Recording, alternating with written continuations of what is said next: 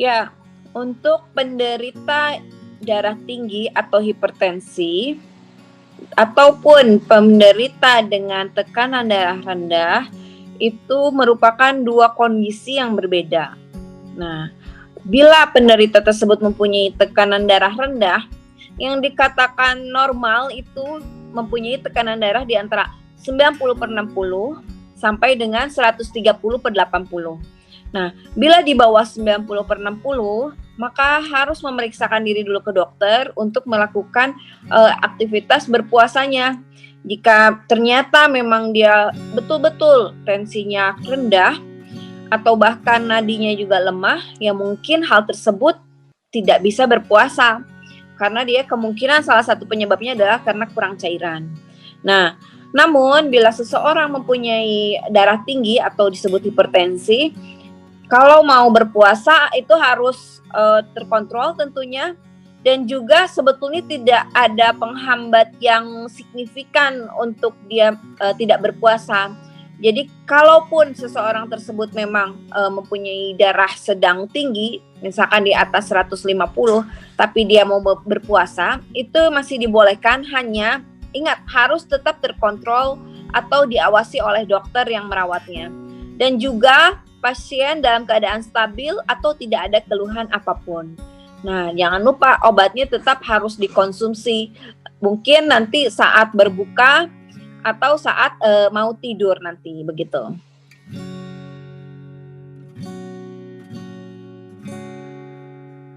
Penyebab dari darah tinggi ataupun darah rendah. Nah, bila darah tinggi tentunya itu bukan hal yang tiba-tiba terjadi dengan cepat ya. Bisa jadi dia adalah suatu proses yang perlahan-lahan. Nah, namun pada kondisi tertentu, misalkan seseorang tersebut sedang mengkonsumsi obat batuk, obat pilek, atau mengandung obat-obat yang meningkatkan tekanan darah, itu bisa juga dia tiba-tiba mengalami tekanan darahnya menjadi lebih tinggi. Atau seseorang pada kondisi dia sedang stres. Stres di sini bukan hanya stres psikis, tapi stres di sini adalah misalnya dia kelelahan, habis berjalan jauh, habis berlari, atau seseorang tersebut semalamnya dia itu kurang tidurnya. Nah, di situ juga bisa menyebabkan tekanan darahnya tinggi. Disitulah yang harus kalau mau mengukur tekanan darah, memang ketika pasiennya sedang keadaan tenang. Sebaiknya memang malamnya harus istirahat yang cukup, jangan tidur terlalu larut. Nah, bila seseorang mempunyai tekanan darah yang rendah, itu disebabkan kebanyakan memang dari kondisi dia kurang cairan. Nah, namun hal lain misalkan seperti seseorang yang sedang mengalami sakit, juga dia akan bisa mengalami darah rendah. Seseorang yang kurang istirahat pun bisa jadi dia tekanan darahnya tinggi atau juga bisa rendah. Jadi banyak sekali faktor-faktor yang dapat memicu terjadinya tekanan darah rendah ataupun tinggi. Namun bila kita sampaikan karena puasa, itu seseorang yang sahurnya atau buka puasanya dia tidak optimal, ya tentunya itu juga akan memicu terjadinya tekanan darahnya menjadi rendah.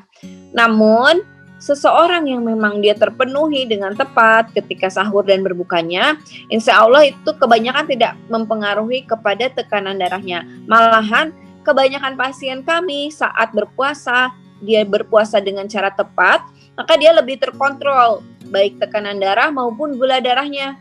Sehingga setiap laporan kunjungan kami di tiap tahunnya, ini sudah dari tahun ke tahun, setiap Ramadan itu pasti angka kunjungan pasien yang sakit itu menjadi paling rendah di antara hari-hari lainnya, begitu.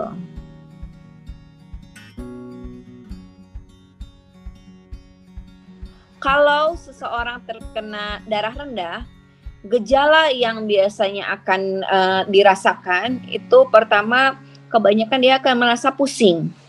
Lalu dia disertai juga dengan lemah, lemas, juga disertai dengan perasaan mual, gelisah, dan berkeringat dingin. Nah, itu pada umumnya seperti itu. Namun gejala-gejala lain pun bisa menyertai. Misalkan dia disertai dengan perasaan keleyengan selain pusing tadi, atau dia juga disertai dengan perasaan rasanya ingin sampai muntah begitu ya. Nah, atau bisa jadi dia tidak merasakan apapun. Nah, begitu juga dengan tekanan darah tinggi.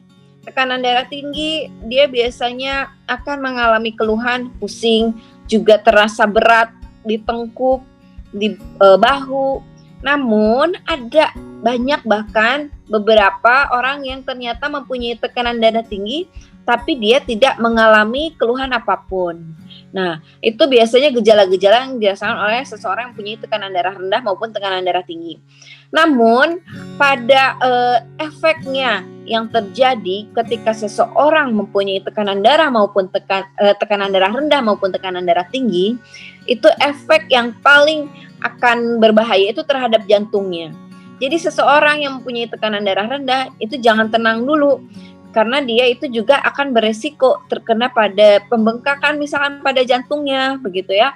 Nah, begitu juga dengan yang mempunyai tekanan darah tinggi, dia juga akan beresiko terhadap jantungnya. Maka capailah tekanan darah yang optimal, yaitu di antara 110/70 sampai 120/80 begitu.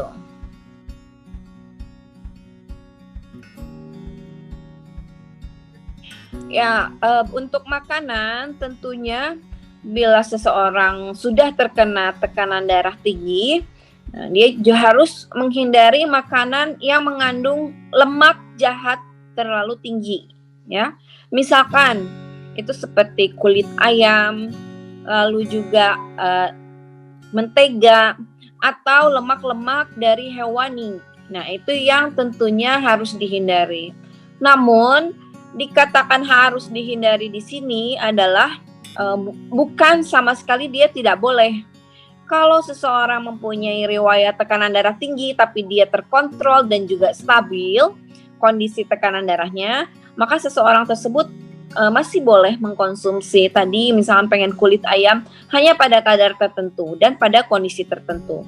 Nah, namun kalau seseorang mempunyai tekanan darah rendah, maka konsumsi makanan itu malah diperlukan. Misalkan nih, seperti dia harus mampu memenuhi kebutuhan gizinya terkait protein, itu bahkan mungkin harus lebih banyak gitu. Nah, namun yang paling utama adalah pemenuhan dari cairannya. Mungkin cairannya itu harus lebih optimal, harus lebih sering, tapi sedikit-sedikit. Jadi nggak bisa dia juga dapat cairan yang langsung banyak gitu. Nah, jadi memang untuk darah rendah dan darah tinggi ada beberapa perbedaan dari apa makanan yang bisa dikonsumsi begitu.